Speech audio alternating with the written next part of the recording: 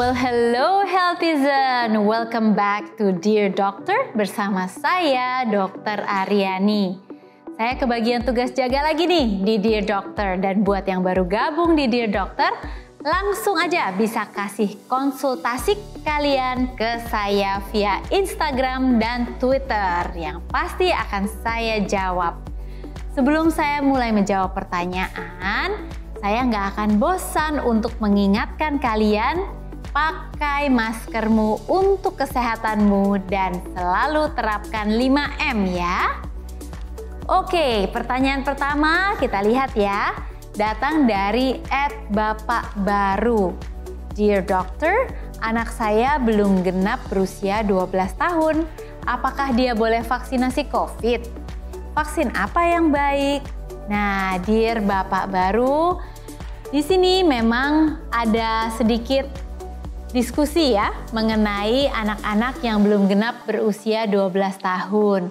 Ada beberapa penelitian yang sudah berjalan di dunia mengenai vaksin untuk anak di bawah 12 tahun. Tapi memang penelitian ini masih terbatas pada percobaan ya, jadi uji klinis belum diresmikan sebagai penggunaan pada anak. Contohnya vaksin Pfizer, sudah ada penelitian pada usia 5-11 tahun diberikan dosis sepertiga dosis dewasa, hasilnya cukup baik. Demikian pula vaksin Sinovac sedang dalam penelitian pada anak usia mulai dari 6 bulan sampai 17 tahun di beberapa negara seperti Kenya, Chili, Filipina, dan vaksin ini kita harapkan bisa memberikan jawaban apakah vaksin Sinovac ini nanti aman digunakan untuk anak kurang dari 12 tahun. Kemudian dari penelitian-penelitian yang sudah dilakukan, ternyata kekebalan yang ditimbulkan pada vaksin yang sama yang diberikan kepada anak dibandingkan dengan dewasa lebih tinggi menyebabkan kekebalan pada anak-anak.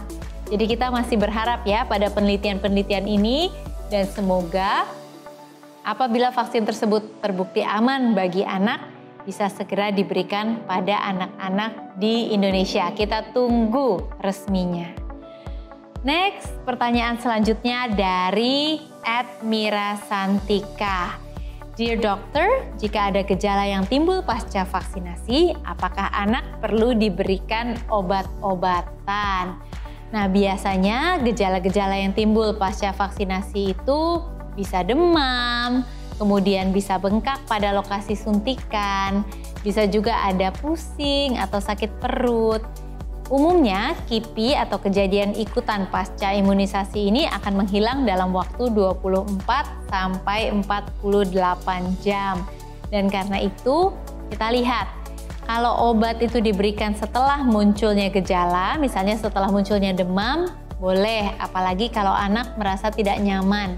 Tapi tidak perlu memberikan obat sebelum pemberian vaksinasi, karena terbukti bahwa pemberian obat sebelum pemberian vaksinasi, misalnya obat demam gitu ya, sebelum vaksinasi ternyata dari penelitian justru membuat efektivitas dari vaksinasi itu kurang baik. Jadi hanya apabila ada kejadian ikutan pasca imunisasi setelah imunisasi, kita boleh berikan obat-obatan yang sifatnya simptomatik atau mengatasi gejala yang dialami.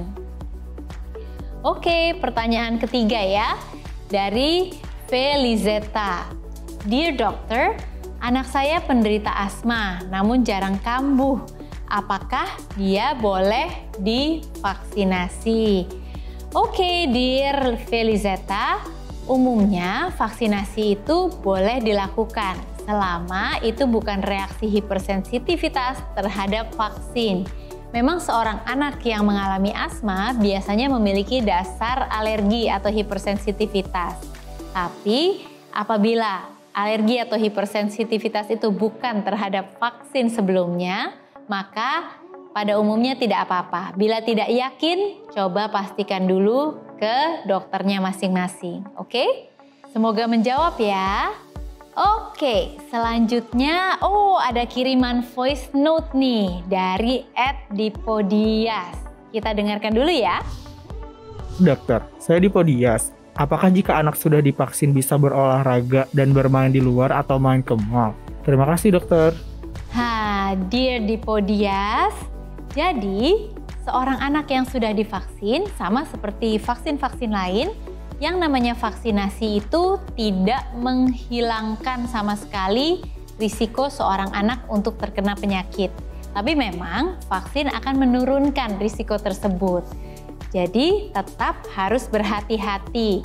Apabila akan melakukan olahraga di luar rumah atau bepergian, maka harus selalu tetap disiplin dan setia menerapkan protokol kesehatan.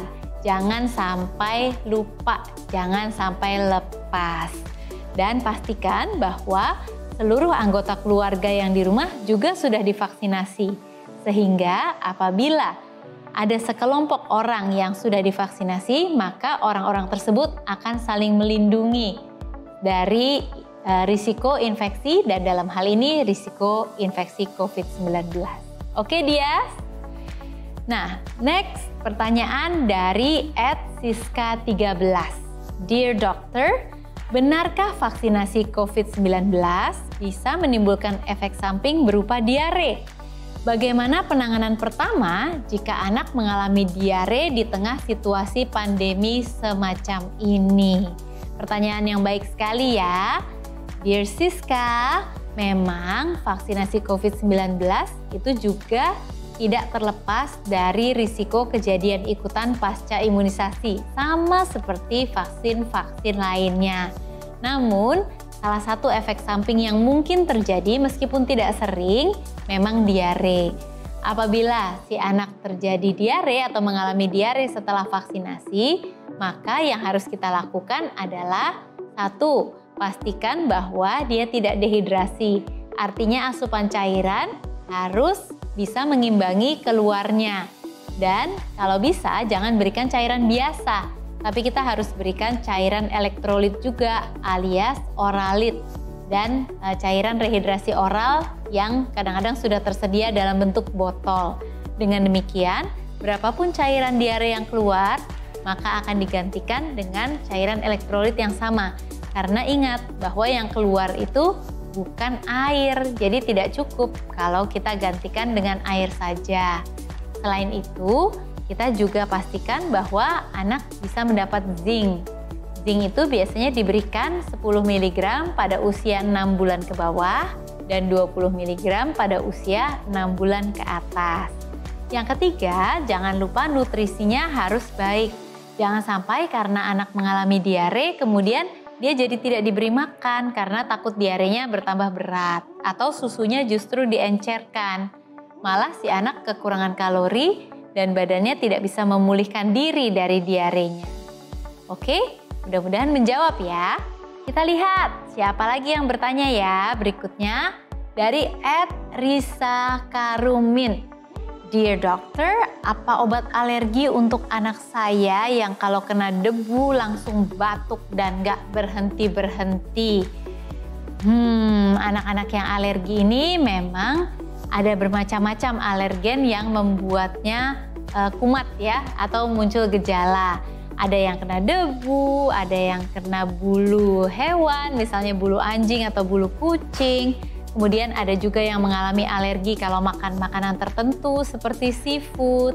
Ada juga yang mengalami alergi pada suhu yang agak dingin. Nah, biasanya batuk pada anak-anak yang alergi itu terjadi sekitar malam hari, spesifiknya di atas jam 2 pagi menjelang subuh. Karena di situ kadar hormon kortisol kita sedang turun-turunnya, sehingga muncullah gejala-gejala penyakit alergi pada anak-anak yang memang memiliki kecenderungan untuk alergi.